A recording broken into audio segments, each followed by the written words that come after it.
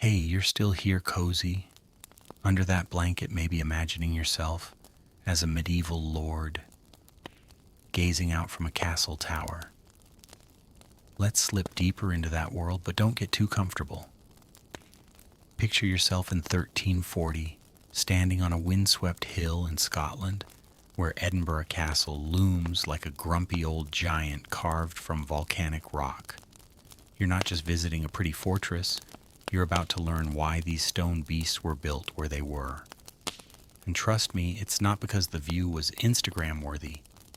Castles were placed to make invaders regret every step they took, and nature was their first, most sarcastic ally. You're an attacker, okay? Not by choice, mind you, but because some warlord promised you a sack of grain if you survive this madness. You're trudging toward Edinburgh Castle, your boots sinking into muddy grass, your chainmail clinking like a bag of loose change. The castle sits atop a crag so steep it might as well be giving you the middle finger. Back in 1340, builders picked spots like this, hills, cliffs, rocky outcrops, not because they loved a challenge, but because they knew you'd hate it. Climbing a near vertical slope in 50 pounds of armor, that's not a battle, that's a cardio nightmare. Your thighs burn, your breath comes in gasps, and you're not even halfway up when a rock the size of a medieval meat pie tumbles down narrowly, missing your helmet. The defenders up top aren't just sipping ale, they're chuckling at your misery. Now let's say you're aiming for Bodiam Castle in England around 1385. You've heard it's a beauty, all fairy tale towers and shimmering moat, like something out of a knight's fever dream. But as you approach, reality slaps you harder than a tavern brawl. That moat, it's not a cute pond for ducks, it's a 30-foot wide swampy moat that laughs at your siege tower.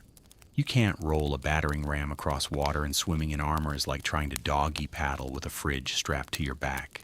Bodiam's builders plopped it on a near island surrounded by water that says, "Good luck, pal." Your only option is a rickety bridge or a boat, both of which make you a sitting duck for archers who've had all day to practice their aim. Oh, and that moat smells like a mix of pond scum and regret nothing, like the lavender candles you're used to at home. Or maybe you're marching toward Carreg Shannon Castle in Wales, where the path is so narrow and twisty it feels like the medieval equivalent of a bad GPS route. One wrong step and you're sliding down a limestone cliff slicker than a modern-day water park. Spring rains turn the trail into a mud pit, and your fancy siege ladder, it's stuck in sludge 6 inches deep, like a car in a snowbank. The locals knew this. In the 14th century, rain was their backup bouncer, making sure you never got close. You're not just fighting a castle, you're fighting gravity weather and a path that seems personally offended by your presence. It's like nature itself, signed up for the castle's defense team. And let's talk about the forests. You're used to open fields, maybe a nice park for a picnic. But around castles, in places like Sussex, England, the trees were left standing like a medieval "Do not enter" sign. Try dragging a 20-foot siege tower through a dense forest. It's like pushing a shopping cart through a jungle. The woods weren't just obstacles, they were cover for defenders to pop out and ruin your day. Picture yourself hacking through branches only to hear a twig snap behind you. Suddenly, arrows fly from nowhere and your squad scatters like roaches when the lights come on. The castle's builders didn't just rely on nature, they weaponized it. Some even dug artificial ponds or cleared specific areas to strip you of any hiding spots. You're out in the open sweating while the castle smirks from its hilltop. Here's a historical nugget to tuck you in. Edinburgh Castle's volcanic crag stopped countless sieges, cold its height and stone, making attackers give up before swords were drawn. But the quirky bit, some armies didn't even try. They'd march for days, see the cliff, and just go home. Imagine the commander's face, red, sweaty, staring at a wall of rock, muttering, "Yeah, maybe next week." Historians still debate whether these locations were picked purely for defense or to flex power, like a medieval lord saying, "Look at my castle, peasants." Either way, you're not getting in without a miracle or a really long rope. Let's pause for a chuckle. You think your morning commute is bad? Try hauling a catapult up a muddy hill while someone chucks rocks at your head. Or picture your Wi-Fi going out. Now imagine your only water source is a moat that smells like a medieval landfill. And here's a modern twist. You'd probably post a 1-star review for this castle on Yelp, complaining about the unfriendly staff and excessive arrow fire. But back then, you didn't get a refund. You just got a face full of mud and a long walk home. So you're starting to see the picture. These castles weren't just built. They were plotted, schemed, and placed to make you question every life decision that led you to their gates. The hills, the moats, the forests, they weren't accidents. They were the first line of defense whispering, "Turn back now, buddy." And most of the time you would. You're not even at the walls yet, and you're already dreaming of your modern couch, your fridge full of snacks, your life where siege is just a word in a history book. But don't drift off just yet. We've got more stone-cold tricks to uncover. Close your eyes, let the hum of your fan pull you deeper, and stick with me as we creep closer to those towering walls. All right, you're still here tucked into your modern bed, probably dreaming of those towering castles we left behind on that muddy Scottish hill. You thought climbing that cliff was bad? Oh, friend, you haven't even reached the real trouble yet. You're standing at the base of Dover Castle in England, circa 1350, staring up at walls so thick they could double as a medieval parking garage. These aren't just walls, they're stone bullies, built to shrug off your puny battering rams and make you wish you'd stayed home with a nice bowl of gruel. Let's wander closer, but don't expect a warm welcome. These walls were designed to laugh in your face, and they've had centuries of practice. You're an invader again, poor soul, dragging your siege gear through the muck, your boots squelching like a bad sound effect. You look up, and Dover's walls loom stretching 21 feet thick, wider than your neighbor's oversized SUV parked across 2 spaces. Back in 1350, these monsters weren't just built to stand there. They were engineered to make you feel small. You swing your battering ram hoping to dent this beast, but it's like punching a concrete wall with a pool noodle. The ram bounces off and you swear the stone smirks. These walls weren't just thick, they were clever, built with a trick that made them tougher than your worst Monday morning. Picture this: the builders used a sandwich method like they were crafting the world's least edible lunch. 2 solid stone faces on the outside, pretty enough to impress any passing noble, but the real magic was in the middle. They stuffed it with rubble-broken stones and sticky mortar, creating a core that soaked up impacts like a medieval sponge. You hit it with your ram, and instead of cracking the wall, just sighs, as if to say, "Is that all you've got?" This design wasn't just strong, it was flexible, bending ever so slightly to absorb your blows without crumbling. You'd need a week and a miracle to even chip the paint if paint existed back then. Spoiler, it didn't. Your only reward is a sore arm and a growing sense of regret. Now let's talk about the base of these walls, because they're not just standing there looking pretty. They've got a sloped edge called a talus that's basically the medieval equivalent of a note button. You try to ram it straight on, but The slope sends your blow sliding upward, wasting all your energy. It's like trying to punch a wall at a 45-degree angle. Good luck getting any traction. And ladders, forget it. You prop one up, but the angle makes it wobble like a cheap folding chair. You're halfway up sweating through your armor when the whole thing tips, leaving you sprawled in the dirt like a medieval TikTok fail.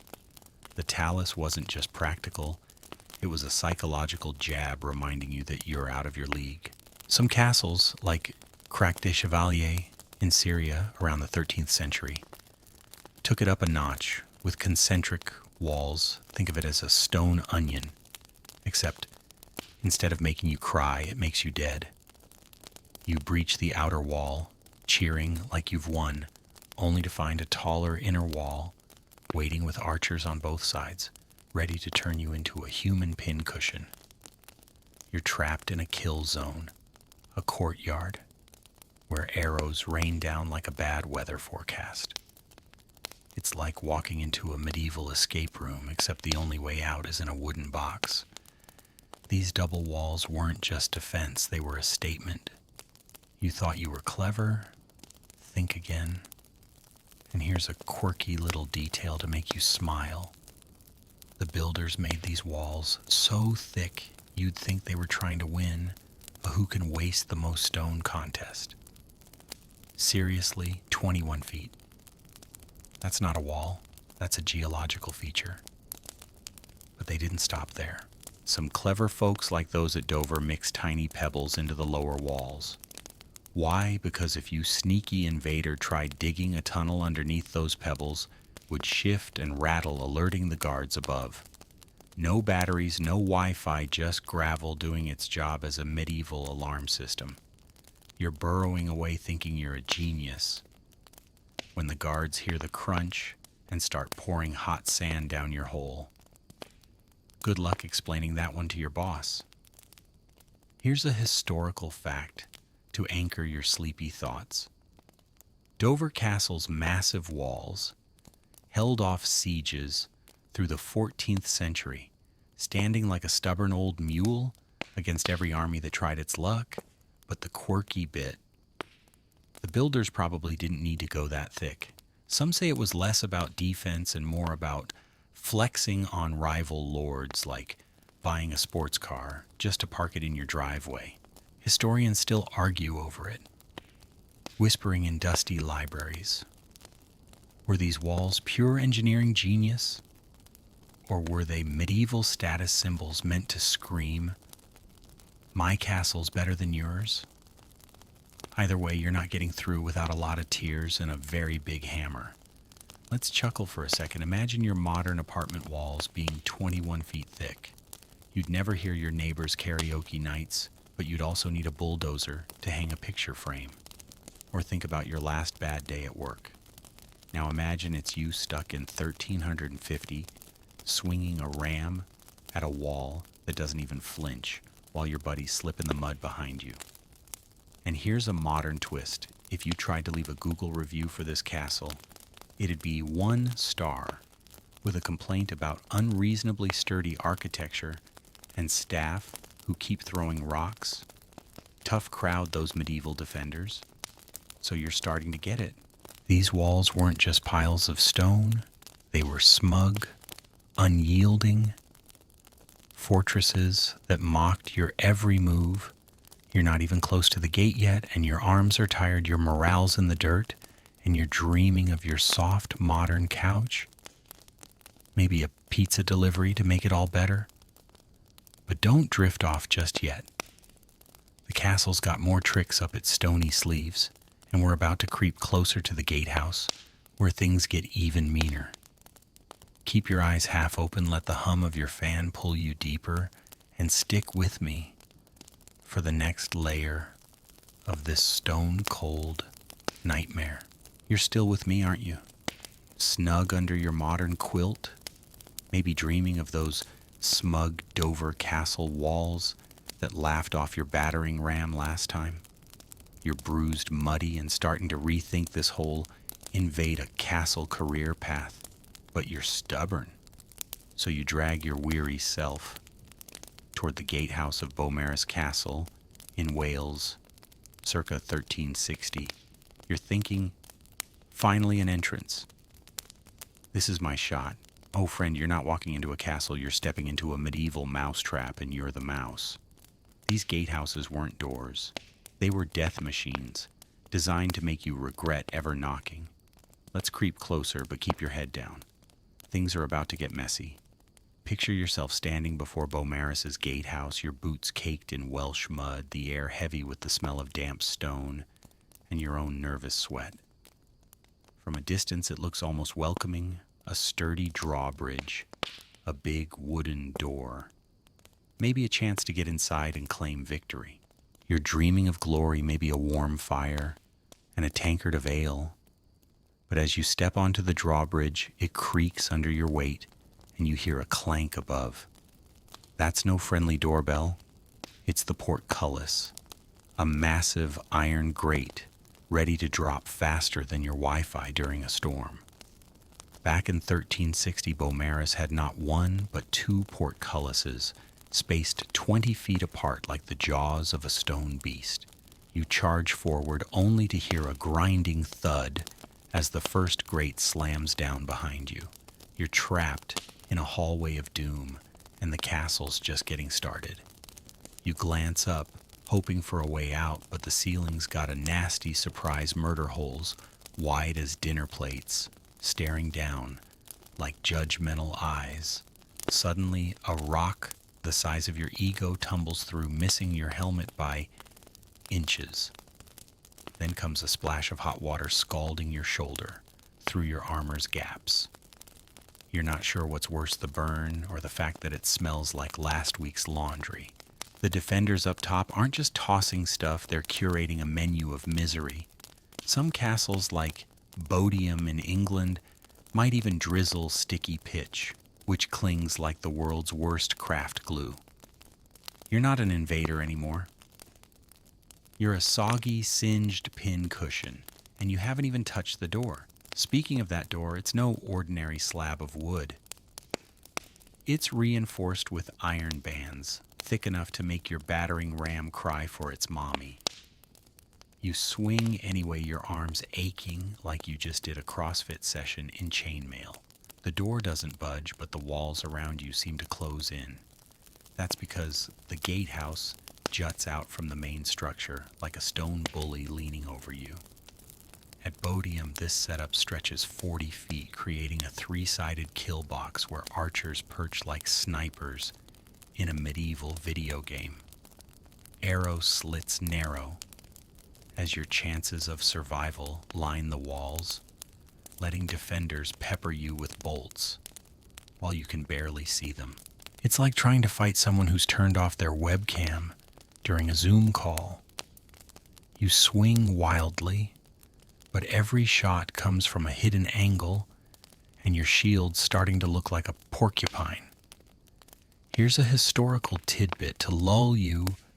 Beaumaris Castle's gatehouse, built in the late 14th century, was a masterpiece of defensive engineering, stopping invaders dead in their tracks.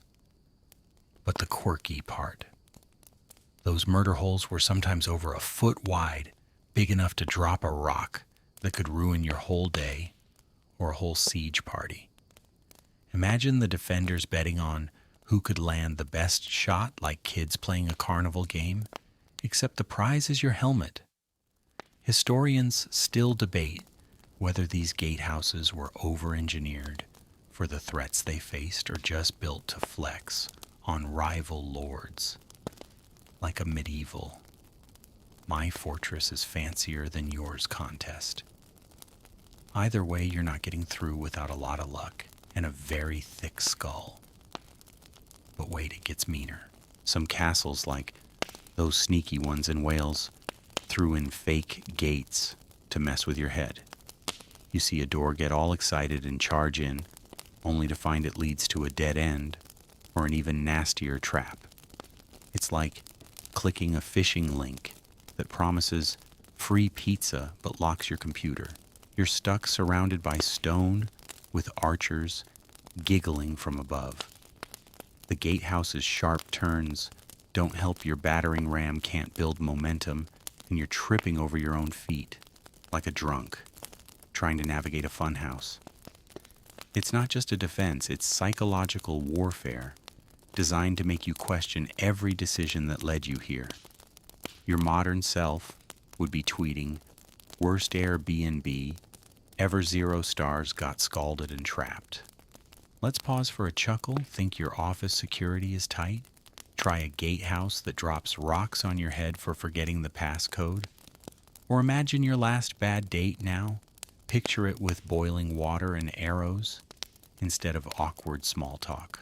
And here's a modern jab. If you tried to review this castle on Google, you'd write great architecture, but the staff tried to drown me in pitch. Would not recommend. Back in 1360, there was no customer service hotline, just you, a creaky drawbridge, and a growing sense that you picked the wrong castle to mess with. So you're stuck in this stone trap, your dreams of glory fading faster than a medieval peasant's dental health.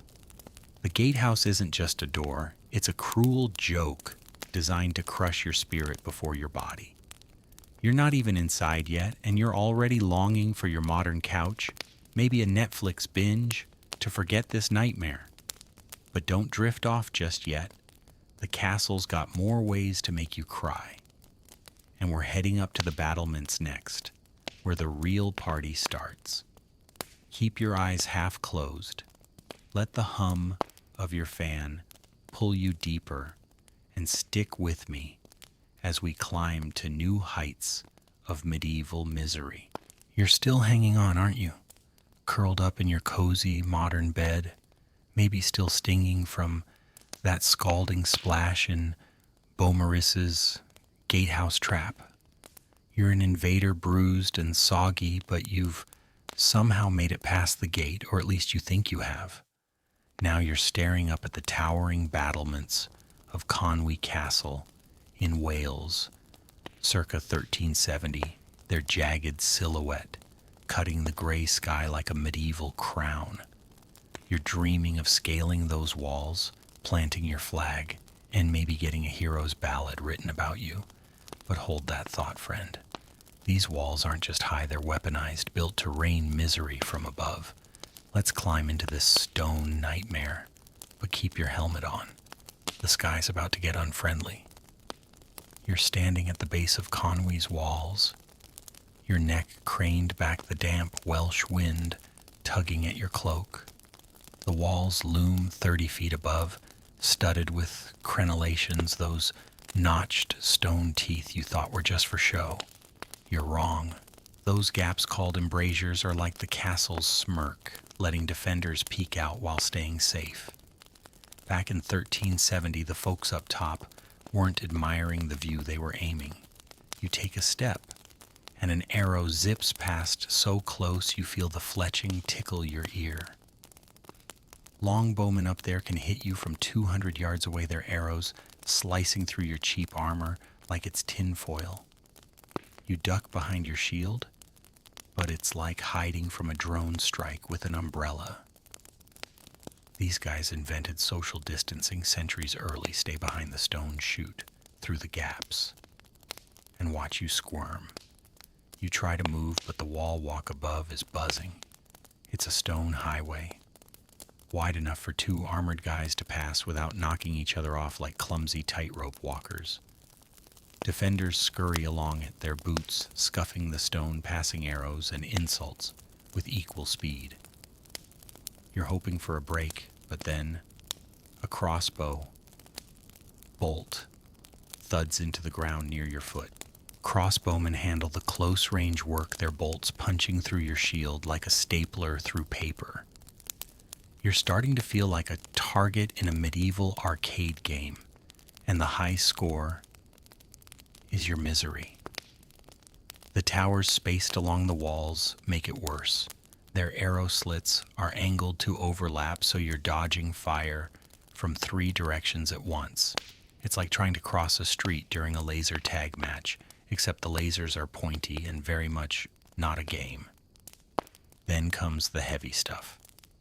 You hear a creak, like an old door, groaning, and look up to see a spring, all a giant crossbow, mounted on the tower swiveling your way.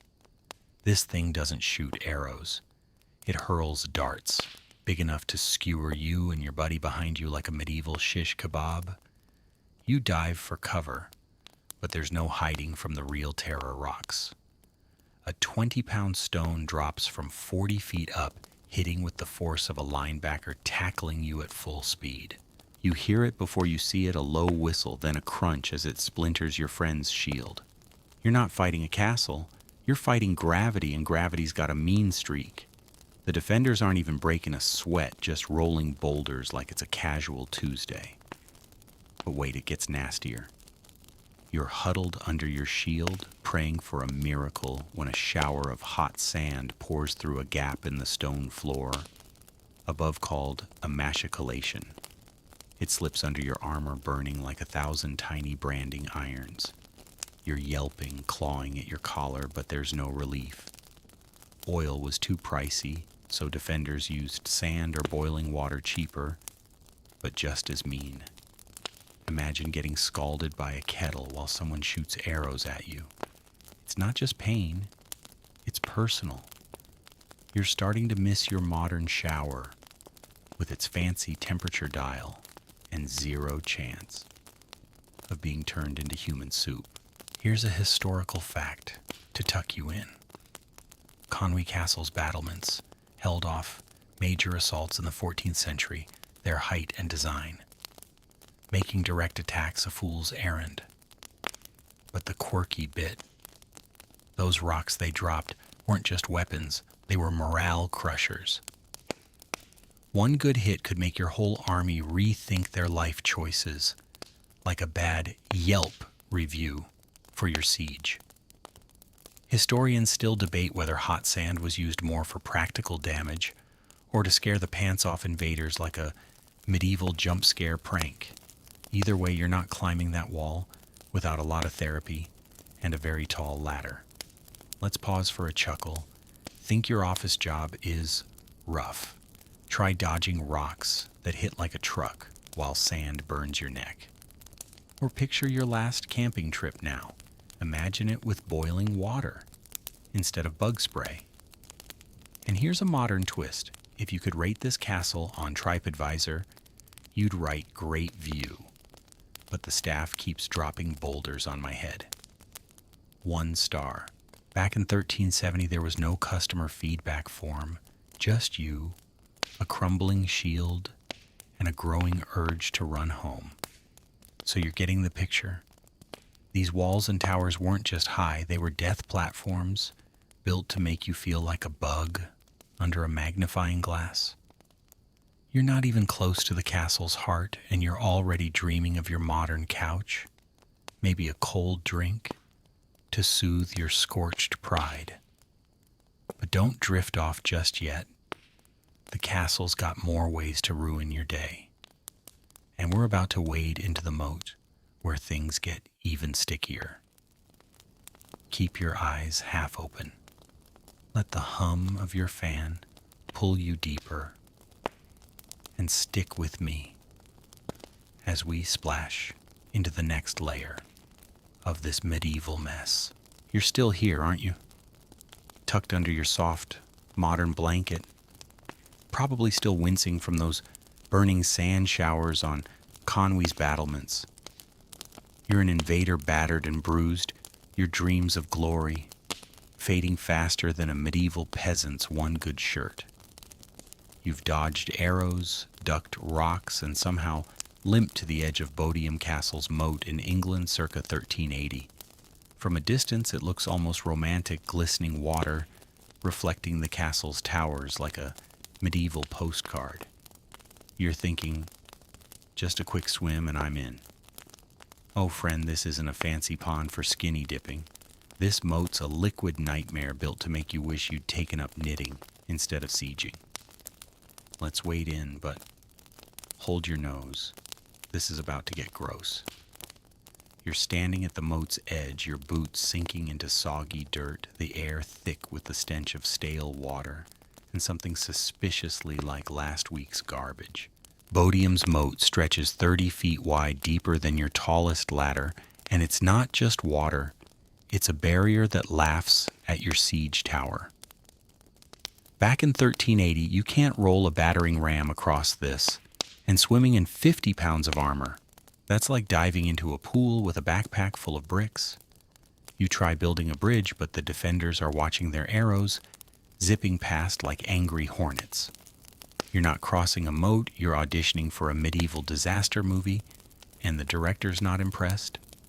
Some castles like those in Kent took it up a notch with moats that doubled as open sewers. Picture this: you're wading through water that smells like a porta potty at a music festival with floating bits you'd rather not identify. The stench alone makes your eyes water, and you're wondering if the castle's worth it or if you should just go home and apologize to your warlord. In warmer regions, some moats had nastier surprises like snakes slithering through the reeds ready to make your bad day worse. It's not just a moat, it's a psychological gut punch whispering, "Turn back, buddy, or you're sleeping with the eels." You're missing your modern plumbing where the worst smell is your roommate's forgotten leftovers. Then there's the drawbridge, that teasing plank of wood dangling just out of reach. You think, if I can just get to it, I'm golden. But the defenders at Dover Castle, also in England, had other plans. They'd yank that bridge up with a counterweight system faster than you can say delivery canceled.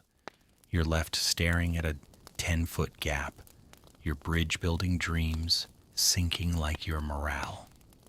Some castles even had multiple drawbridges, like a medieval obstacle course designed to make you cry. You're not just fighting water, you're fighting a castle that's basically playing keep away with the entrance. Here's a historical fact to soothe your weary mind. Bodiam Castle's moat, built in the late 14th century, stopped countless assaults by forcing invaders to rethink their entire strategy. But the quirky parts of Bodiam's moat were shallower than they looked, more for show than substance. It was like a medieval catfishing scam, luring you in with a scary facade while the real danger was the archers above. Historians still debate whether moats were primarily defensive or just fancy landscaping to flex a lord's wealth, like installing a pool to impress the neighbors. Either way, you're not crossing without a boat of prayer and a serious tolerance for bad smells. But it's not just water moats you've got to worry about. Some castles had dry moats, deep trenches lined with sharpened stakes or metal caltrops that'd pierce your boots faster than a Lego on a dark floor. You try crossing, but every step's a gamble, and the defenders are tossing rocks to keep you on your toes or off them. You're not just stuck, you're humiliated, like signing up for a 5K only to trip in the first 10 feet.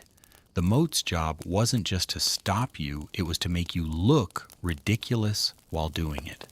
Let's pause for a moment. Hey, you still awake? Or are you dreaming of swimming in a medieval moat? Snakes and all. If you're still with me, drop a comment with your city. Where are you drifting off tonight? Okay, let's keep going. Nice and slow into this soggy mess. Here's a chuckle for you. Think your gym locker room smells bad? Try a moat that's basically a medieval landfill with extra slime. Or picture your last attempt at DIY. Now imagine it's you building a bridge under arrow fire, only to watch it sink into sewage. And here's a modern jab. If you could review this moat on Yelp, you'd write scenic views. But the smell's a deal breaker, and the staff tried to drown me. 0 stars. Back in 1380, there was no complaint box, just you a stinky moat and a growing urge to quit this siege and open a bakery instead. So you're getting the idea? Moats weren't just water or ditches, they were the castle's first handshake, and it's a firm one designed to shove you back before you even touch the walls. You're soaked, smelly, and dreaming of your modern shower, maybe a hot coffee to wash away this nightmare. But don't drift off just yet. The castle's got towers waiting, and they're ready to make your day even worse. Keep your eyes half closed. Let the hum of your fan pull you deeper, and stick with me as we climb into the next layer of this medieval misery. You're still with me, huh? Nestled in your modern bed, maybe still gagging from the stench of Bodiam's moat, your imaginary armor soaked, and your pride soggier than a medieval sponge. You're an invader, limping along, having somehow survived the arrows and the sewage. Now you're staring up at the towers of Tour de Constance in France, circa 1390, their stone spires piercing the cloudy sky like a medieval skyscraper. You're thinking, those towers look majestic. Maybe I can climb one, be a hero. Oh, friend, these aren't just pretty lookouts. They're battle stations built to spot you from miles away and turn your siege into a bad day at the office. Let's climb into this lofty nightmare. But watch your step, the view comes with a price. You're trudging through a French field, your boots crunching on frost, the air sharp with the scent of pine and your own exhaustion. Tour de Constance looms ahead, its towers stretching 100 feet high like stone giants, giving you the stink eye. Back in 1390, these weren't just for show, they were the castle's eyes and fists. A lookout up top spots your army 2 days out, squinting through the dawn mist. He lights a signal fire, its smoke curling into the sky, visible 20 miles away. Or maybe he waves a flag, sending a message faster than your group chat, blowing up with memes. You're not even close, and the castle's already whispering, "We see you, pal." It's like medieval CCTV, except instead of a speeding ticket, you get a face full of arrows. You get closer, hoping to sneak past, but the towers are designed to make that impossible. Early castles had square towers, but by the 12th century, builders got wise and went for round or D-shaped ones like those at Caernarfon Castle in Wales. Why square towers had blind spots, corners where you could hide and chip away like a kid sneaking cookies. Round towers, no such luck. Their curved walls mean you're always in someone's sights, and battering rams slide off them like a bad Tinder match. You swing your ram, but it glances off the stone, leaving you panting, and the tower unimpressed. It's like trying to punch a bowling ball, pointless and a little embarrassing. The towers aren't just tall, they're strategic. Spaced 100 to 200 feet apart, they're close enough for longbowmen to create overlapping fields of fire. You're dodging arrows from one tower when another catches you from the side, like playing a video game on nightmare mode with no save point. The arrow slits narrow as a cat's pupil. Let defenders shoot while staying hidden. You squint, trying to spot them, but all you see is stone. Meanwhile, their arrows zip out, pinning your shield like it's a bulletin board. You're not fighting a tower, you're starring in a medieval shooting gallery, and you're the duck. Inside the towers are buzzing with activity. You hear the creak of boots on spiral staircases designed to mess with you even more. At Caernarfon, these stairs twist clockwise, so defenders charging down have the advantage swinging swords with their right hands while you climbing up fumble like a lefty using scissors. It's not just a staircase, it's a stone trap that says, "Nice try, buddy." You're tripping over your own feet, your sword arm cramped, while the defenders above chuckle like they're binge-watching your failure on Netflix. Here's a historical fact to ease you into the night Tour de Constance's signal system saved nearby towns in the 14th century, alerting them to danger faster than a medieval text message. But the quirky bit, those lookouts were like human traffic cams, spotting your army and dishing out trouble before you even unpacked your catapult. Imagine their smug grins sipping ale while you slog through mud. Historians still debate whether round towers were adopted purely for defense or because they looked cooler like a medieval architect's flex. Either way, you're not climbing that tower without a jetpack and a lot of therapy. Let's pause for a laugh. Think your boss micromanaging is bad? Try a tower full of archers tracking your every move like overzealous HR. Or picture your last hike now. Imagine it with arrows flying and staircases built to trip you. And here's a modern jab. If you could rate this tower on Google reviews, you'd write great height, terrible service. Kept shooting at me. 1 star. Back in 1390, there was no feedback form, just you a creaking shield and a growing urge to quit this siege and take up sheep herding. So you're getting the drift. These towers weren't just stone spikes, they were command centers watching your every stumble and ready to ruin your day from 100 feet up. You're not even close to the castle's heart, and you're already dreaming of your modern couch, maybe a snack to soothe your battered ego. But don't drift off just yet. The castle's got more tricks, and we're about to dive into life inside a siege where things get even grimmer. Keep your eyes half closed. Let the hum of your fan pull you deeper, and stick with me as we slip into the next layer of this medieval mess. You're still here, aren't you? Snuggled in your modern bed, maybe still reeling from those towering sentinels at Tour de Constance, their arrows and smug lookouts, making your siege dreams feel like a bad career choice. You're no longer the invader, though. Let's switch sides. It's 1400 and you're inside Dover Castle.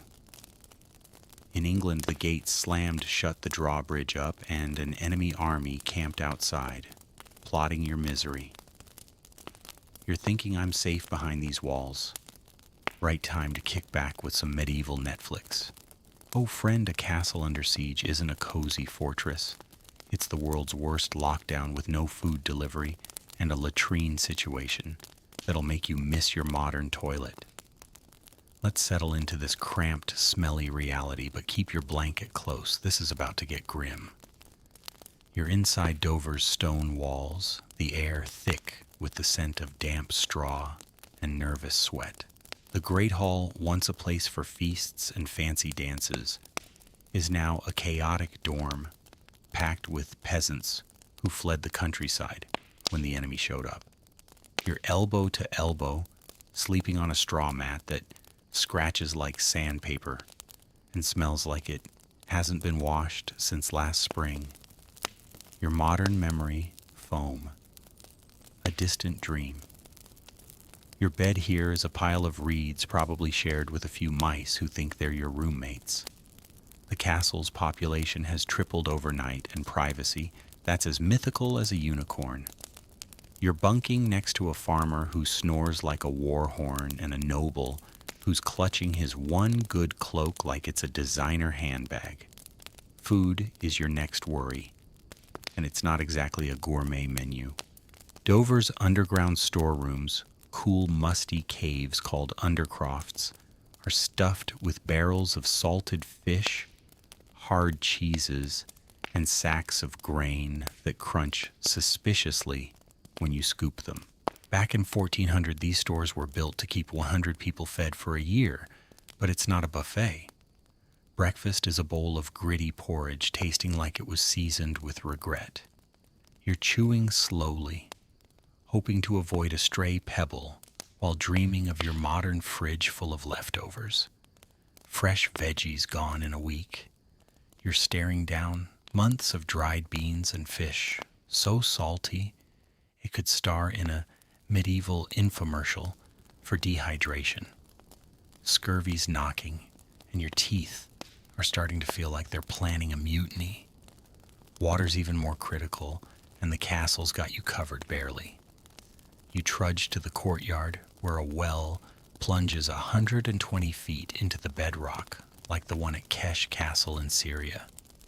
Every bucket you haul up feels like a gym session. The the rope creaking the water, sloshing with a faint, earthy tang. You're grateful it's not the moat water which smells like a medieval landfill, but you're still eyeing it suspiciously, wondering if it's safer than your tap water back home. Some castles like Dover also collected rainwater in huge cisterns, but after weeks of siege, it's starting to taste like the roof it dripped from. You're sipping cautiously, missing your modern water filter and its promise of crisp alpine purity. Then there's the bathroom situation. Brace yourself. The castle's latrines are just chutes in the outer walls, dumping waste into the moat below. Sounds simple until the enemy outside starts eyeing those chutes as entry points. During a siege, you're stuck with chamber pots or a courtyard waste pit that's starting to smell like a medieval diaper bin. At Pembroke Castle in Wales, they had a latrine tower big enough for 20 people at once, like a communal porta potty with zero ventilation. You're holding your breath, trying not to gag, and dreaming of your modern bathroom with its fluffy towels and air freshener. Privacy. Forget it. You're doing your business while a stranger glares from 2 feet away. To keep your spirits up, you turn to beer. Yes, beer. It's safer than water, thanks to fermentation, and it's practically the castle's official drink. You're sipping a sour, cloudy brew, less craft IPA, and more liquid bread with a side of despair. It lifts your mood, but only slightly because boredom is your real enemy. Days drag like a dial-up connection, so you play chess or dice, the pieces worn smooth from endless games. The clatter of dice on a wooden table is your only entertainment, unless you count the priest's daily sermon, which feels like a lecture on why you're all doomed. You're missing your modern phone with its endless scroll of memes to distract you from reality. Here's a historical fact to lull you. Dover Castle's storerooms kept it standing through year-long sieges in the 14th century, a testament to medieval planning. But the quirky bit, that latrine tower at Pembroke could handle 20 people at once, like a medieval restroom convention where nobody's happy. Imagine the line, the smells, the awkward small talk. Historians still debate whether these food stores were as plentiful as records claim, or if they were padded to impress rival lords like a medieval grocery flex. Either way, you're not eating well and you're definitely not comfortable. Let's pause for a moment. Hey, you still awake? Or are you snoring through this siege, dreaming of salty fish and crowded latrines?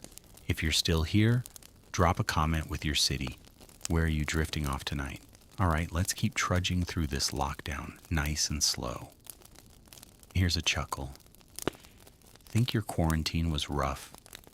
Try a siege where your Zoom call is interrupted by arrows and your lunch is older than your grandma's recipe book.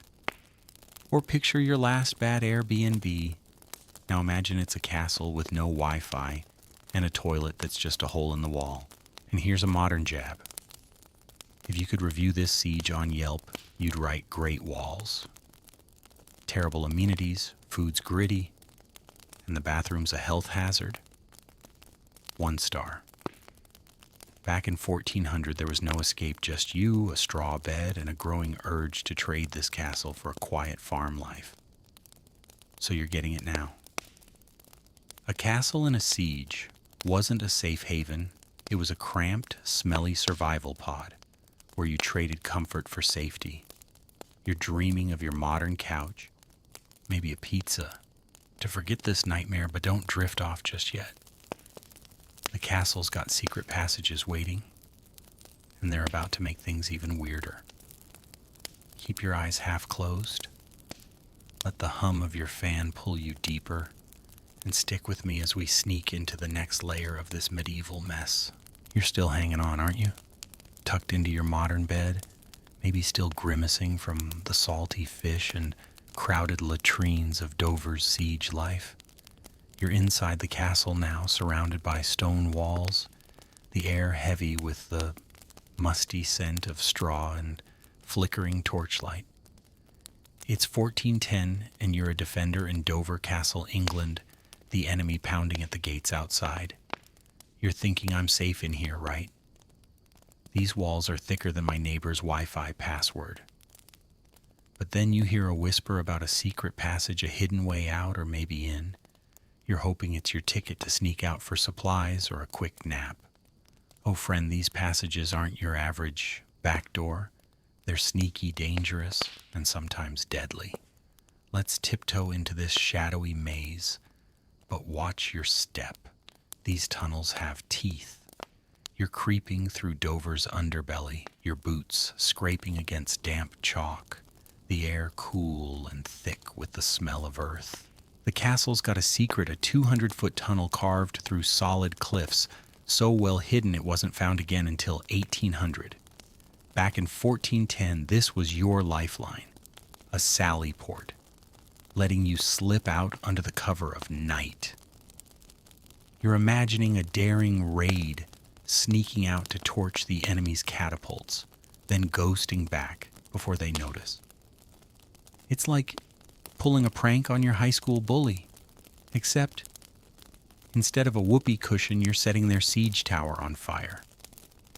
You move quietly.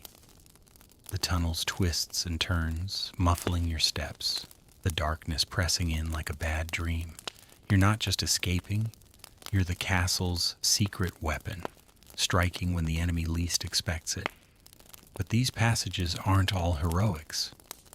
Some, like at Kavok Castle in Scotland, are traps designed to make invaders regret their curiosity. Picture yourself as an enemy scout, thinking you've found a clever way in. You crawl through a narrow tunnel, your torch flickering the walls closing in like a bad elevator ride. Then the ground gives way, a fake passage leading to a flooded chamber or a pit lined with spikes. You're not sneaking in. You're starring in a medieval horror flick, and the castle's the villain. The defenders didn't just build exits, they built lies luring you into dead ends where the only prize is a soggy grave. It's like clicking a pop-up ad promising free gold only to get a virus and a headache. Sometimes, though, these passages backfire. At Nottingham Castle in 1345, a forgotten tunnel from a nearby tavern let attackers slip in like uninvited party guests. You're a defender snoring on your straw mat when the enemy pours through swords, gleaming. Or take Chateau Gaillard in France. Its secret passage was a toilet chute of all things. Someone forgot to guard it, and invaders climbed up, probably holding their noses and questioning their life choices. You're imagining the poor soldier who drew the short straw for that mission, crawling through a stench worse than a medieval dumpster. These passages were a gamble. Your escape route could become your downfall if a traitor spilled the beans. Here's a historical fact to ease you into the night. Dover Castle's 200-foot tunnel was used in a 1216 siege to launch surprise attacks, saving the day more than once. But the quirky bit, Chateau Gaillard's toilet chute betrayal, is the stuff of medieval legend, like a castle getting hacked through its plumbing. Imagine the defenders' faces when they realized their secret exit was now an enemy entrance. Historians still debate whether these passages were strategic masterstrokes or risky liabilities like leaving your back door unlocked in a bad neighborhood. Either way, you're not sneaking through without a lot of luck and a strong stomach. Let's pause for a chuckle. Think your office's fire exit is sketchy. Try a tunnel that might drown you or drop you onto spikes. Or picture your last sneaky shortcut. Now imagine it's through a sewer with enemies waiting. And here's a modern jab. If you could review this passage on Yelp, you'd write cool secret vibe, but smells like a porta potty and might kill you. 1 star. Back in 1410, there was no complaint line, just you, a dark tunnel, and a growing urge to stay put and avoid the toilet chute. So you're seeing the picture. These secret passages weren't just doors, they were the castle's sneaky side, offering hope and horror in equal measure. You're dreaming of your modern couch, maybe a snack to forget the stench of that chute, but don't drift off just yet. The castle's got more tricks, and we're about to dive into how defenders fought back with pure sass. Keep your eyes half closed, let the hum of your fan pull you deeper, and stick with me as we slip into the next layer of this medieval maze. You're still here, aren't you?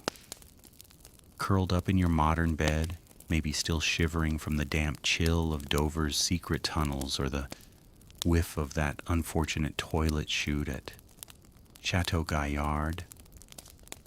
You're a defender now. Back inside the castle in 1420, the enemy outside banging on the walls like they've got a personal grudge. You're thinking, I've got these stone walls, so I'm just going to sit tight, right? Oh, friend, medieval defenders didn't just hide.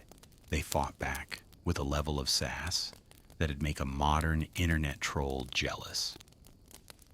You're not just holding the fort, you're dishing out chaos, and the enemy's about to regret knocking. Let's slip into this medieval comeback tour, but keep your shield up. These counterattacks are spicy. You're perched on Dover Castle's battlements, the air sharp with the tang of smoke and the distant clank of enemy armor. The invaders are rolling up a battering ram, a massive log capped with iron, looking like it means business. You're not sweating it, though. You lean over the wall, signal your buddies, and they drop a rock the size of a medieval microwave. It plummets 40 feet, whistling like a kettle, and smashes the ram into splinters, sending the enemy scattering like roaches at a kitchen light. You're not just defending, you're playing medieval whack-a-mole, and you're winning. These stones weighing hundreds of pounds aren't just weapons, they're morale crushers, making the enemy wish they'd stayed home knitting. Then there's the siege tower, a creaking wooden monstrosity.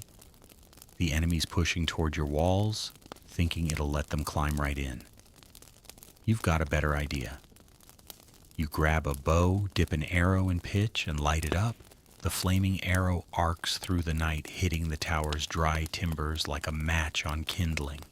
The whole thing goes up in flames, and you hear the enemy shouting as they abandon ship.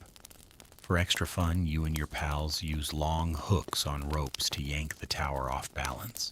It tilts, wobbles, and crashes like a drunk trying to climb stairs at 2 a.m. You're not just fighting, you're pulling a medieval prank, and the enemy's the punchline. The enemy's not done, though. They've got a trebuchet, a giant catapult, lobbing stones from a safe distance, each one thudding against your walls like a bad neighbor's baseline. You're not just sitting there counting dents.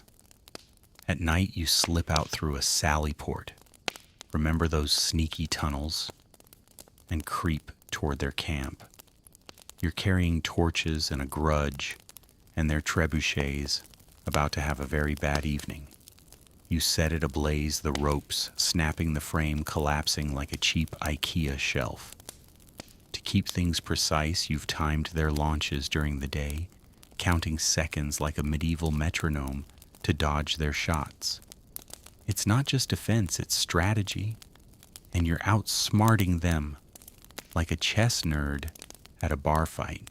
Sometimes the enemy gets nasty, catapulting diseased animal carcasses over your walls, hoping to make you sick.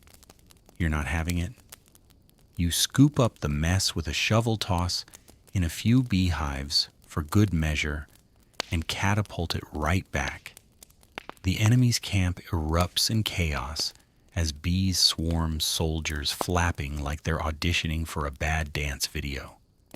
It's not just retaliation, it's petty, and you love it. You're not fighting a war. You're running a medieval complaint department, and the customer's always wrong. When the enemy tries tunneling under your walls, you've got an answer for that too. You dig your own tunnel to meet theirs, the air thick with dirt and the flicker of torchlight. You flood their tunnel with smoke, or better yet, send in dogs trained to make intruders regret their career choices. It's like hacking their Wi-Fi and changing the password pure chaos, and you're the mastermind. You're not just holding the castle, you're turning their siege into a comedy of errors. Here's a historical fact to lull you. Night raids from Dover Castle saved it during 14th century sieges, breaking enemy morale and equipment with surgical precision. But the quirky bit, those beehives you catapulted weren't just a prank. They were medieval biological warfare, turning a swarm of insects into a screaming nightmare. Imagine the enemy's faces swatting bees while their trebuchet burns. Historians still debate whether these counterattacks were carefully planned or desperate last-ditch efforts, like a student cramming the night before a final. Either way, you're not just surviving, you're making the enemy wish they'd picked a softer target. Let's pause for a chuckle. Think your neighbor's loud music is annoying. Try dodging a trebuchet while bees sting your face. Or picture your last team project. Now imagine it's you sneaking out at night to burn a catapult while your boss yells about deadlines. And here's a modern jab. If you could review this siege on Google, you'd write cool castle, but the staff threw bees and set my stuff on fire. 0 stars. Back in 1420, there was no feedback form, just you, a flaming arrow, and a growing sense of medieval swagger. So you're getting it now. These defenders weren't just hiding behind walls. They were fighting back with tricks fire and a whole lot of attitude. You're dreaming of your modern couch. Maybe a snack to celebrate your imaginary victories, but don't drift off just yet. The castle's got one last trick, using time itself as a weapon, and it's about to get psychological. Keep your eyes half closed. Let the hum of your fan pull you deeper, and stick with me as we slide into the next layer of this medieval masterpiece. You're still with me, huh? Snuggled in your modern bed, maybe still smirking from the chaos you caused with those flaming arrows and beehives at Dover Castle. You're a defender perched on the battlements of Kenilworth Castle in England, circa 1430. The enemy camped outside in the muddy fields, their campfires flickering like a sad attempt at a medieval music festival. You're thinking, I've got walls, tricks, and a bad attitude, surely they'll give up soon. But here's the real magic, friend. You don't always need arrows or rocks. Sometimes you just need time, patience, and a knack for getting under the enemy's skin. Welcome to the castle's sneakiest weapon, psychological warfare, where you make the invaders lose their minds before they lose the battle. Let's settle into this slow burn mind game, but keep your wits sharp. These tricks are pure medieval shade. You're leaning over the wall, the chilly air biting your cheeks, the scent of damp stone and roasting meat wafting up from the castle kitchens. The enemies out there huddled in tents, their boots soaked their stew, cold and lumpy. You've got a plan, and it's not about fighting, it's about flexing. You and your buddies haul a table onto the battlement's pilot with bread, cheese, and a roasted chicken, and start feasting like you're at a medieval tailgate party. The smell drifts across the field, and you wave a drumstick at the enemy, knowing they're chewing on moldy bread and dreams of surrender. Back in 1430, this was your mic drop, no words needed, just the sight of you eating while they starve. It's not just a meal, it's a master class in medieval trash talk, and you're the professor. The enemy's not just hungry, they're broke. Running a siege in 1350 cost about 500 gold coins, a day enough to bankrupt a lord faster than a bad crypto investment. You're watching their supply wagons dwindle their soldiers, grumbling their leader's face, turning redder than a tavern brawl. You're not lifting a finger, just waiting as their coin runs dry. The siege of Kenilworth in 1430 dragged on for 6 months, and the attackers, they packed up and left, too broke and bored to keep going. You're not fighting a war, you're playing a waiting game, and your castle's the ultimate couch potato, outlasting everyone. Winter makes it worse for them. Your inside may be chilly but dry, sipping sour ale by a smoky fire. Outside, the enemy's freezing, their tents flapping in the wind, their fingers too numb to hold a sword. Disease creeps through their camp, picking off more soldiers than your arrows ever could. The mud's so thick their boots stick, like they're auditioning for a medieval quicksand scene. You're not comfy, your straw bed's still itchy, but compared to their soggy nightmare, you're living in a 5-star Airbnb. Time's your ally, and it's wearing the enemy down, like a bad customer service hold line. You've got other tricks too. At night you lead a sortie, a quick raid, from a hidden gate, like those sneaky tunnels we talked about. You're creeping through the dark, the grass crunching underfoot torches, flickering as you torch their supply carts. You're back inside before they know what hit them, giggling like you just pranked your high school principal. Or you get creative, you stick helmets on poles along the walls, making it look like you've got twice as many guards. You blow trumpets at dawn, loud enough to wake the dead, hinting at fake reinforcements. The enemy's spooked, thinking an army's coming, when it's just you and a few loud instruments. It's like catfishing them with medieval props, and they're falling for it. The stats back you up. About 60% of sieges ended with the attackers just giving up. They'd march away muttering curses, their morale as broken as their budget. You didn't need to fight, you just had to wait taunt and let their own misery do the work. You're not a warrior, you're a psychological ninja, breaking their spirit with a chicken leg and a well-timed trumpet blast. Here's a historical fact to tuck you in. Kenilworth's 6-month siege in 1430 ended with the attackers slinking away defeated by cold hunger and your stubborn castle. But the quirky bit waving that chicken leg from the battlements was peak medieval shade, like posting a food pic on Instagram while your ex is eating instant noodles. Historians still debate whether these mind games were as effective as physical defenses like a nerd fight, over which superhero would win in a bar brawl. Either way, you're not just holding the castle, you're winning the war of who can be the most annoying. Let's pause for a moment. Hey, you still with me? Or are you snoring through this siege, dreaming of waving drumsticks at a muddy army? If you're still awake, drop a comment with your city. Where are you drifting off tonight? All right, let's keep gliding through this psychological slow burn, nice and easy. Here's a chuckle. Think your passive-aggressive coworker is bad.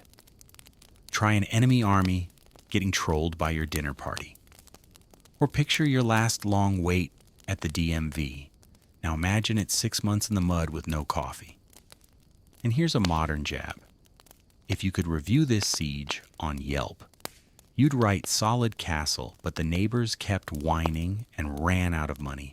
5 stars for the food taunts. Back in 1430, there was no review button, just you, a smug grin, and an enemy army packing their bags. So you're getting the vibe. This wasn't just about walls or weapons, it was about time, patience, and a knack for making the enemy cry without lifting a sword. You're dreaming of your modern couch, maybe a snack to celebrate your mental victory, but don't drift off just yet.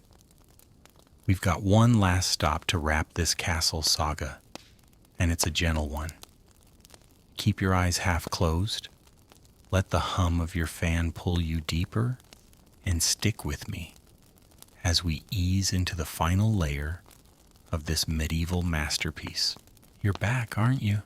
Still nestled in your modern bed, the memory of Kenilworth's psychological shade lingering like a smug aftertaste. It's 1425 and you're a defender again, inside Caerphilly Castle in Wales, the walls humming with the tension of a siege. You're thinking I've got moats, towers, and a knack for trolling, nothing can touch me. But then you hear it a low rumble like a medieval monster truck rally.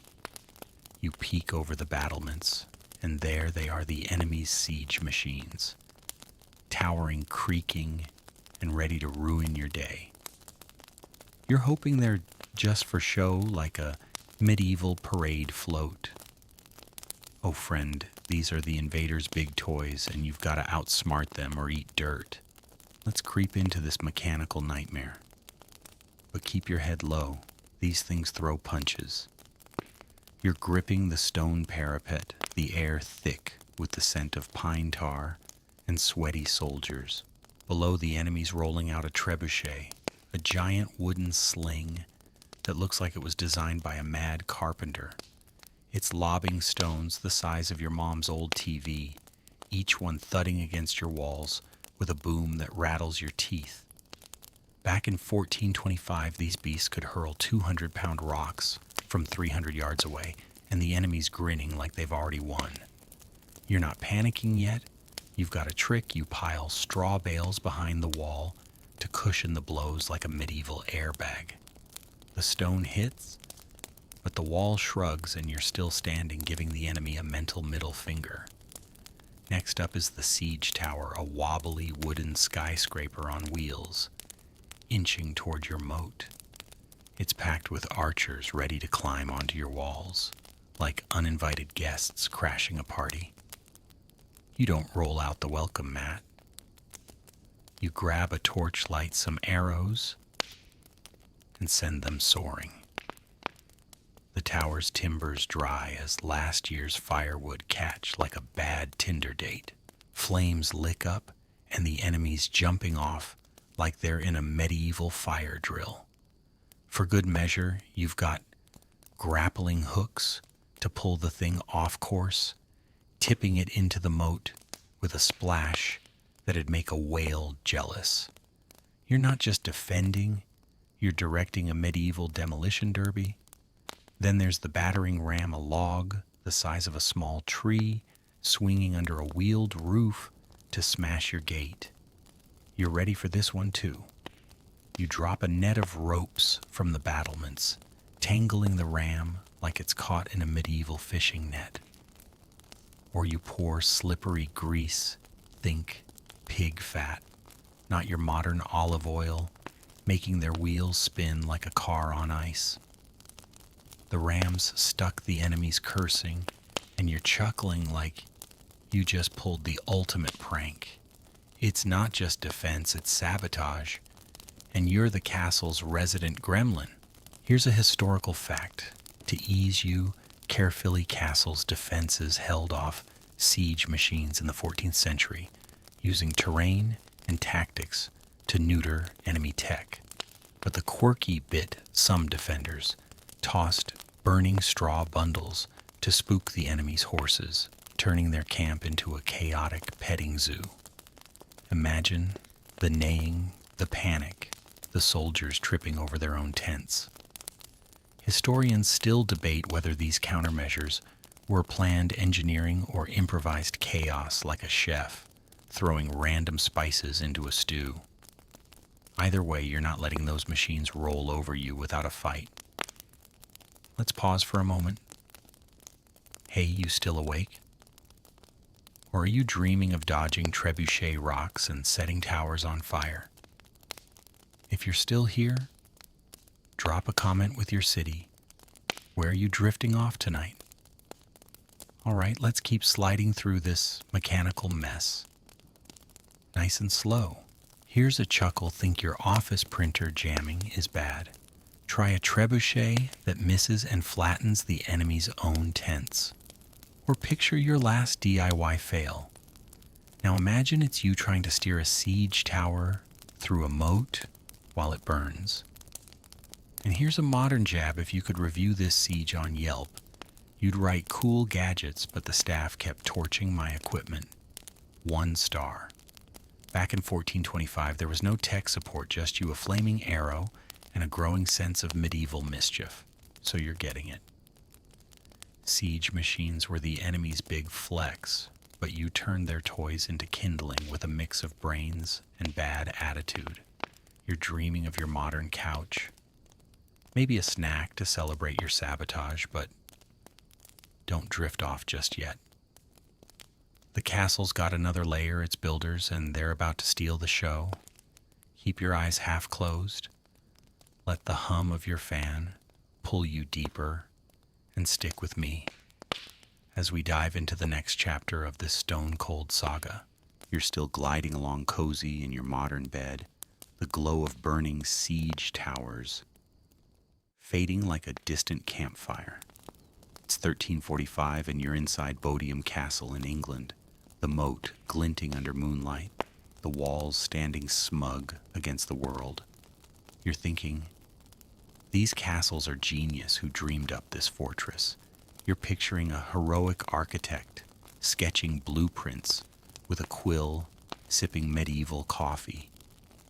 Oh friend, the master builders were more than just designers. They were stone-cold strategists turning dirt and rock into invincible machines.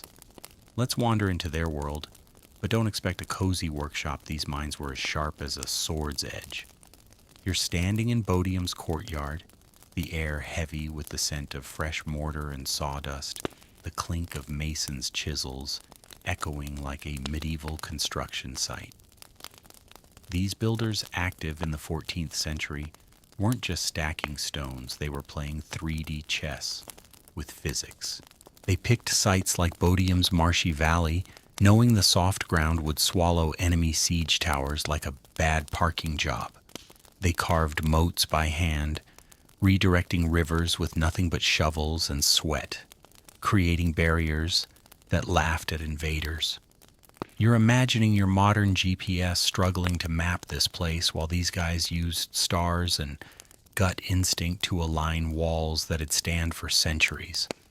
Their walls were their masterpiece. You touch the stone cool and rough under your fingers and marvel at the sandwich technique. 2 faces of cut stone hugging a rubble core like a medieval burrito that could shrug off a trebuchet. They sloped the bases to deflect rams, angling them like a passive-aggressive nope to anyone with a ladder. You're picturing your modern contractor cutting corners while these builders obsessed over every pebble embedding gravel to catch tunnelers like a medieval burglar alarm. They didn't have CAD software, just experienced math and a knack for making enemies cry. Towers were their flex. You climb a spiral staircase, the steps worn smooth designed clockwise to trip invaders while giving defenders the upper hand. The builders spaced towers to overlap arrow fire, turning your courtyard into a no-go zone for attackers. They carved arrow slits so precise you'd think they had laser levels, letting archers shoot while staying hidden. You're imagining your modern office's open-plan chaos while these guys engineered death traps with a quill and a smirk. Here's a historical fact to lull you. Bodiam Castle's builders in the 1380s created a fortress that deterred attacks through design alone, a testament to their craft. But the quirky bit, some builders carved tiny faces into the stone gargoyles or cheeky self-portraits, hidden where only masons would see, like medieval Easter eggs. Imagine them chuckling, chiseling a goofy grin under a parapet. Historians still debate whether these designs were purely functional or partly propaganda, like a lord saying, "Look at my fancy castle peasants." Either way, you're safe because of their brains, not just their stones. Here's a chuckle. Think your IKEA furniture's hard to assemble. Try building a castle with no power tools and a deadline before the next war. Or picture your last home reno. Now imagine it's you hauling stones while dodging enemy scouts. And here's a modern jab. If you could review these builders on Angie's List, you'd write, "Great work, but took forever and left weird faces in the walls." 4 stars. Back in 1345, there was no feedback, just you a fortress, and a growing respect for these unsung geniuses. So you're feeling it. These builders weren't just workers, they were the castle's soul, weaving stone and strategy into a legacy that outlasted kingdoms. You're dreaming of your modern couch, maybe a coffee, to honor their hustle, but don't drift off just yet. The castle's got another angle, it's daily life, and it's weirder than you think. Keep your eyes half closed. Let the hum of your fan pull you deeper, and stick with me as we slip into the next layer of this medieval marvel. You're still drifting cozy in your modern bed, the echo of Bodiam's builders fading like a distant hammer's tap. It's 1365, and you're living inside Caernarfon Castle in Wales. The walls a cocoon against the world outside. You're thinking, life in a castle must be glamorous nights. Feasts may be a lute serenade. Oh, friend, daily life here isn't a fairy tale. It's a weird, smelly grind like a medieval reality show, with no cameras and worse hygiene. Let's wander through this bustling stone village, but brace yourself. These routines are as odd as they are tough. You wake in the barracks, your straw mattress poking through your tunic like a bad acupuncture session, the air thick with the scent of wood smoke and unwashed wool. Breakfast is a chunk of bread hard as a brick and a sliver of cheese that's seen better days. You're chewing carefully, dodging weevils while dreaming of your modern cereal aisle. The castle's a small town, 200 people from cooks to stable hands, all crammed inside walls that feel both safe and suffocating. You're dodging chickens in the courtyard, their clucks mixing with the blacksmith's hammer and wondering how anyone gets any sleep. Your job? You're a guard trudging up a tower's spiral stairs, your boots slipping on worn stone, the wind whistling through arrow slits. You're scanning the horizon for enemy banners, your eyes watering in the cold, your helmet pinching like a cheap bike helmet. Lunch is a bowl of pottage, think oatmeal's sad cousin, with bits of turnip floating like regrets. You're eating on the wall walk crumbs falling 40 feet, while a raven eyes you like you owe it money. You're missing your modern lunch break with its overpriced coffee and 5 minutes of scrolling. The weirdest part is the animals. The castle's a zoo, pigs root in the courtyard, horses stamp in the stables, and falcons screech from the mews trained to hunt or just look fancy. You're dodging manure piles, the smell clinging to your cloak like a bad cologne. Some lords kept exotic pets, peacocks or even leopards strutting around like medieval influencers. You're picturing your modern cat's litter box, which suddenly seems like a luxury. Here's a historical fact to soothe you. Caernarfon Castle in the 14th century housed diverse workers, from armorers to brewers, keeping it a self-sufficient hub. But the quirky bit, the castle's laundry was done in the moat with washerwomen scrubbing tunics in water that doubled as a sewer. Imagine the smell, the stains, the awkward waves to passing archers. Historians still debate whether castle life was a well-oiled machine or a chaotic mess held together by grit. Either way, you're living it, and it's weirdly exhausting. Let's pause for a moment. Hey, you still awake? Or are you dreaming of dodging pigs and eating weevil bread? If you're still here, drop a comment with your city. Where are you drifting off tonight? All right, let's keep wandering through this strange castle life, nice and slow. Here's a chuckle. Think your open plan office is crowded. Try a castle with chickens and leopards as co-workers. Or picture your last grocery run now. Imagine it's you bargaining for turnips while a peacock screams. And here's a modern jab. If you could review this castle on Airbnb, you'd write cool vibe but smells like a barnyard, and the food's infested. 2 stars. Back in 1365, there was no escape. Just you, a lumpy bed, and a raven with attitude. So you're getting it. Castle life wasn't glamorous. It was a quirky, gritty grind that made survival a daily win. You're dreaming of your modern couch. Maybe a snack to forget the pottage, but don't drift off just yet. The castle's got one last trick its decline, and it's a slow fade. Keep your eyes half closed. Let the hum of your fan pull you deeper, and stick with me as we ease into the next chapter of this medieval tale. You're still gliding cozy in your modern bed, the bustle of Caernarfon's courtyard fading like a distant market's hum. It's 1450, and you're walking through Conwy Castle in Wales. The walls still tall but quieter now, the air heavy with dust, and the faint echo of forgotten feasts. You're thinking these castles are eternal, right?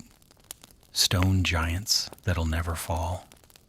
Oh friend, even the mightiest fortresses face their twilight, not from sieges but from time tech and changing tides.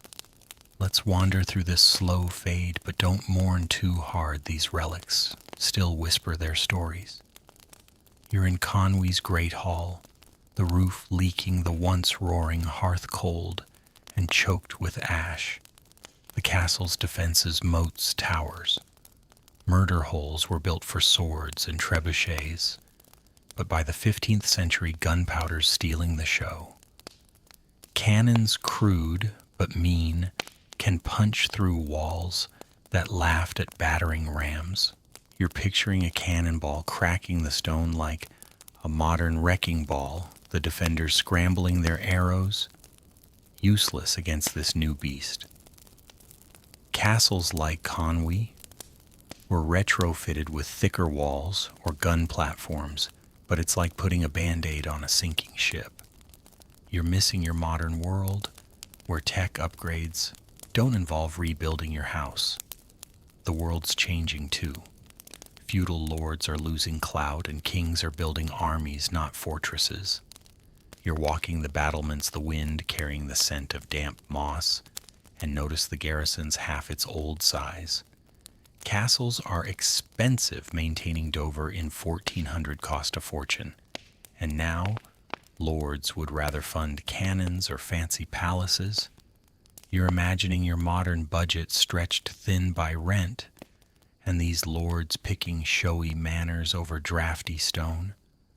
Castles are becoming symbols, not strongholds, their moats more decorative than deadly. Some castles like Bodiam linger as noble homes, their towers hosting parties instead of archers. You're picturing a lord sipping wine where you once dodged arrows, the moat now a pond for swans. Others like Conwy crumble their stones pilfered for houses or roads. You're stepping over a cracked flagstone, the silence heavy, and wondering where the bustle went. It's not defeat, it's obsolescence, like a flip phone in a smartphone world. Here's a historical fact to lull you. Conwy Castle's military role faded by the late 15th century as gunpowder reshaped warfare. But the quirky bit: some castles were slighted, deliberately damaged to prevent reuse, like a medieval version of smashing your old laptop. Imagine soldiers gleefully knocking holes in walls they once defended. Historians still debate whether castles declined due to tech alone or shifting power dynamics, like a nerd fight over what killed the dinosaurs. Either way, you're walking through a fading legend, its stones still proud. Here's a chuckle, think your outdated phone's embarrassing. Try defending a castle with arrows while cannons laugh. Or picture your last yard sale. Now imagine it's you selling castle stones to build a barn. And here's a modern jab. If you could review this castle on Zillow, you'd write historic charm, but leaks like a sieve and no cannon defense. 3 stars. Back in 1450, there was no resale value, just you a quiet hall in a fortress dreaming of its glory days. So you're feeling it. Castles didn't fall, they faded, outpaced by a world that traded stone for gunpowder and swagger. You're dreaming of your modern couch, maybe a warm drink to toast these old giants, but don't drift off just yet. We've got one last stop, a final reflection, to tie this saga together. Keep your eyes half closed. Let the hum of your fan pull you deeper, and stick with me as we close this medieval chapter. You're still here, aren't you? Drifting in your modern bed, the crumbling walls of Conwy Castle fading like a half-remembered dream. It's 1460, and you're standing outside Caernarfon Castle in Wales, the towers looming under a moonlit sky, their shadows whispering tales of ghosts and hidden treasures. You're thinking castles are just stone, right? The battles are over. Oh friend, these fortresses didn't just defend against swords, they birthed myths that clung to their walls like ivy stories that outlived their builders and still haunt us today. Let's slip into this foggy world of legends. But don't get too cozy. These tales have a bite. You're walking the battlements, your boots scuffing on worn stone, the air heavy with the scent of damp moss and old secrets. The locals swear Caernarfon's towers are haunted ghosts of knights, clanking in rusted armor, their footsteps echoing in empty halls. You laugh it off, but when a cold gust rattles the arrow slits, you're not so sure. Back in the 15th century, castles were rumor factories. Every creaking gate was a spirit, every hidden passage a stash of cursed gold. You're picturing a knight betrayed in a siege, pacing these walls forever, his chainmail jingling like loose change. It's not just a story, it's the castle's way of keeping you on edge even centuries later. Then there's the treasure myth. You're poking around a crumbling turret hoping for a chest of coins like in some medieval video game. The villagers whisper about lords hiding riches in secret vaults sealed behind fake walls. You're dreaming of gold, but the reality's less glamorous. Most treasures were just stashes of grain or rusty swords hidden from raiders.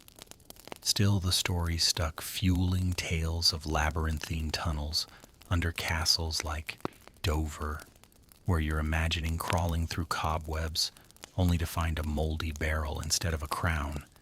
It's like chasing a Black Friday deal only to find the shelves empty. The wildest myths are about traps. You're creeping through a dark corridor, the air thick with dust, half expecting a trapdoor to drop you into a pit of spikes. Legends say castles were rigged with collapsing floors or swinging blades like a medieval Indiana Jones set. Truth is, traps were simpler fake passages or flooded tunnels like those at Cavock Castle. But the stories grew, turning every castle into a death maze. You're picturing your modern escape room with its cheesy locks and wishing these myths were true just for the thrill. Here's a historical fact to lull you. Caernarfon Castle's myths, born in the 14th century, drew pilgrims and poets, keeping its name alive, even as its defenses faded. but the quirky bit. Some locals claimed the castle's moat held a dragon's bones, a tale so wild it made sieges sound tame. Imagine kids daring each other to dive in, expecting scales instead of sludge. Historians still debate whether these myths were folklore or deliberate propaganda spun by lords to scare rivals. Either way, you're wrapped in stories that make the castle feel alive, even in ruin. Let's pause for a moment. Hey, you still awake? Or are you dreaming of ghost nights and dragon bones? If you're still here, drop a comment with your city. Where are you drifting off tonight? All right, let's keep wandering through these foggy legends, nice and slow. Here's a chuckle. Think your creepy basement's spooky. Try a castle where every shadow's a ghost with a grudge. Or picture your last treasure hunt. Now imagine it's you digging under a moat for a dragon that's just a fishbone. And here's a modern jab. If you could review this castle on TripAdvisor, you'd write cool vibes, but too many ghost stories and no treasure. 3 stars. Back in 1460, there was no debunking, just you, a creaky tower, and a story that wouldn't let you sleep. So you're feeling it. Castles didn't just hold off armies, they spawned myths that kept their power alive, turning stone into legend. You're dreaming of your modern couch, maybe a snack to shake off the chills, but don't drift off just yet. The castle's got another chapter, its life in stories and songs, and it's wilder than you think. Keep your eyes half closed. Let the hum of your fan pull you deeper, and stick with me as we dive into the next layer of this medieval saga. You're still gliding cozy in your modern bed, the ghostly whispers of Caernarfon's myths fading like a distant lullaby. It's 1480, and you're sitting by a tavern hearth near Bodiam Castle in England. The fire crackling the air thick with the scent of ale and warm bread. You're thinking castles are just ruins now, right? Their battles are history. Oh, friend, these stone giants didn't just fade. They lived on in ballads, poems, and tales that shaped how we dream of the past. You're not just in a tavern, you're in the heart of a castle's cultural legacy where bards and storytellers kept the walls standing in our minds. Let's sink into this fireside world, but don't get too comfy. These stories have thorns. You're sipping cloudy ale, the tavern, buzzing with voices, a bard strumming a lute in the corner. He's singing of Bodiam's knights, their armor gleaming, their swords flashing against invaders. The crowd's hooked, but you're smirking. Those heroic sieges were mostly mud sweat and bad porridge.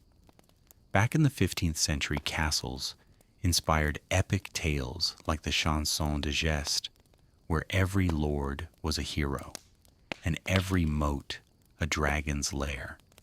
You're picturing a knight saving a damsel, but the reality was less romantic, probably just a guy hauling buckets from a well. Still, these songs turned gritty sieges into legends, making castles the stuff of dreams. Then there's the written word. You're imagining a monk in a scriptorium, his quill scratching parchment, chronicling Dover Castle's defenses as if they were God's own fortress. These chronicles, like those of the 14th century, weren't just history, they were hype painting castles as invincible to boost a lord's ego. You're flipping through a modern library in your mind, where these tales live on in fantasy novels, from King Arthur's Camelot to Game of Thrones' Winterfell. Castles became symbols of power, love, and betrayal. Their moats and towers, a backdrop for every epic plot twist. You're missing your modern Kindle with its endless stories, but these old tales hit harder. The weirdest part? Castles shaped art too. You're picturing a tapestry, its threads faded, showing knights storming a gatehouse, arrows flying like a medieval action movie. These images, woven in the 1400s, made castles larger than life, their walls taller, their battles bloodier, without the actual blood, of course. You're chuckling thinking of your modern superhero posters. But these tapestries were propaganda, making lords look like rock stars. Castles weren't just homes, they were muses inspiring everything from poems to paintings, keeping their myth alive even as their stones crumbled. Here's a historical fact to soothe you. Bodiam Castle's romantic image, fueled by 15th century ballads, made it a cultural icon, drawing poets and painters for centuries. But the quirky bit, some bards claimed Bodiam's moat was bottomless, a tale so wild it turned a ditch into a portal to another world. Imagine kids tossing stones, waiting for a splash that never came. Historians still debate whether these stories were pure fiction or strategic branding like a medieval PR campaign. Either way, you're caught in a web of tales that make the castle feel eternal. Here's a chuckle. Think your favorite movie's overhyped. Try a ballad that turns a muddy siege into a blockbuster. Or picture your last karaoke night. Now imagine it's you singing about a moat while the crowd throws bread. And here's a modern jab. If you could review this tavern on Yelp, you'd write great stories, but the ale's flat and the bard won't stop singing. 3 stars. Back in 1480, there was no mute button, just you, a lute, and a song that wouldn't quit. So you're getting it.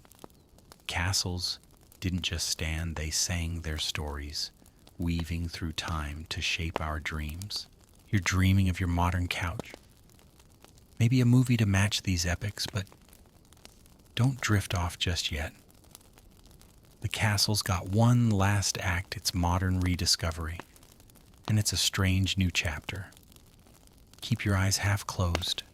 Let the hum of your fan pull you deeper, and stick with me as we leap into the next layer of this medieval legacy. You're still here cozy in your modern bed, the tavern's lute fading like a distant radio. It's 2025, and you're standing outside Edinburgh Castle in Scotland, the stone walls glowing under floodlights. Tourists snapping selfies where arrows once flew. You're thinking castles are just old rocks now, right? Relics for history nerds. Oh friend, these fortresses have been reborn in our time, not as defenses but as magnets for travelers, scholars, and dreamers. You're not just visiting a ruin, you're part of a modern rediscovery where castles trade swords for spotlights. Let's wander through this new chapter, but don't expect a quiet museum. These stones are alive again.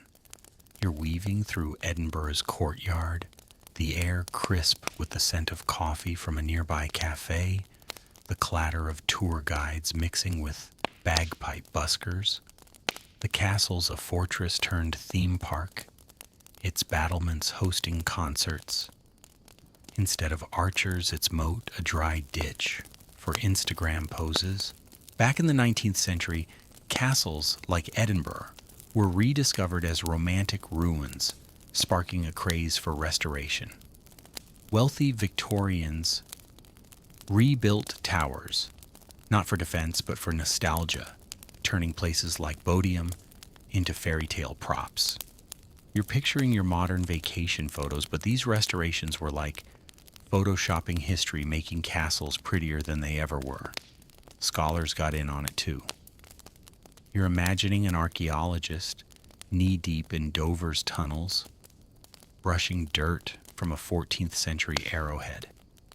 Excavations since the 1800s uncovered hidden passages and latrine chutes, revealing the gritty reality behind the myths. You're chuckling thinking of your modern true crime podcasts, but these digs are detective stories piecing together how castles worked. Some finds like Caernarfon's moat, sediments showed what defenders ate, mostly fish and grit, not the feasts of legend. You're missing your modern grocery store where grit isn't on the menu. The weirdest part, castles are now pop culture stars. You're picturing Edinburgh in a blockbuster, its cliffs doubling as a wizard's stronghold or a zombie fortress. Film crews love castles for their drama. Conway's towers have played everything from medieval lairs to fantasy kingdoms. You're thinking of your modern streaming queue, where castles are backdrops for dragons and intrigue. They're not just history, they're stages, keeping their legacy alive in a way no siege ever could. Here's a historical fact to lull you.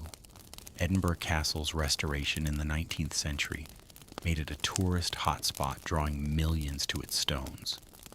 But the quirky bit, early tourists carved their names into the walls like medieval graffiti artists with too much time. Imagine the guards' faces seeing John, 1872, scratched on their fortress. Historians still debate whether modern restorations preserve history or rewrite it like a reboot of a classic film. Either way, you're part of a castle's new life where tourists are the invaders. Let's pause for a moment. Hey, you still awake? Or are you dreaming of selfies with a castle ghost? If you're still here, drop a comment with your city. Where are you drifting off tonight? All right, let's keep strolling through this modern revival. Nice and slow. Here's a chuckle. Think your tourist traps are crowded. Try a castle where every stone's a photo op and the gift shop sells plastic swords. Or picture your last museum trip. Now imagine it's you dodging selfie sticks while a bagpipe blares. And here's a modern jab. If you could review this castle on Google, you'd write epic views, but too many tourists and no dragons. 4 stars. Back in 2025, there's no siege, just you, a crowd, and a fortress that's still stealing hearts. So you're feeling it. Castles didn't just survive, they reinvented themselves, trading battlements for bus tours and myths for movies. You're dreaming of your modern couch, maybe a snack to toast these reborn giants, and ready to let this saga close. Keep your eyes half closed.